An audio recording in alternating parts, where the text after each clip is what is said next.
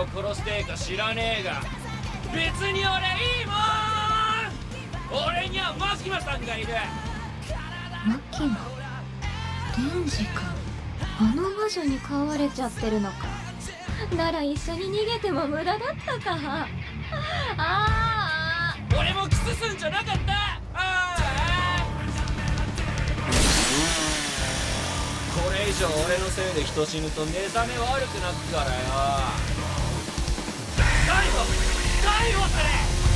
おいでデンジ君、私たちの戦い方ってのを教えてあげる。教えてもらおうか。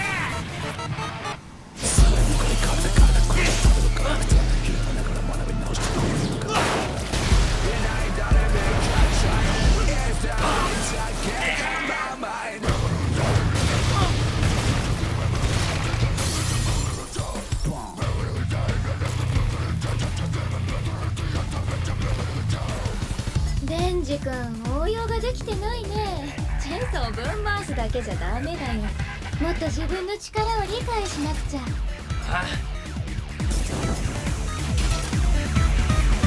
バン。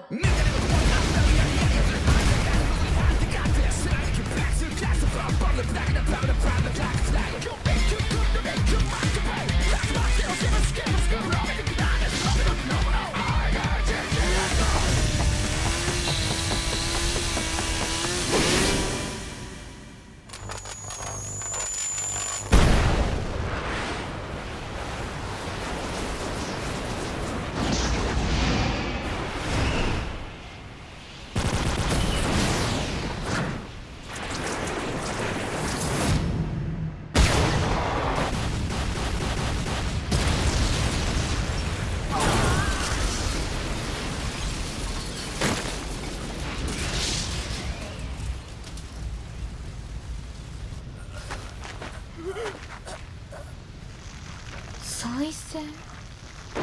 蹴られる前にエンジンふかしてたか。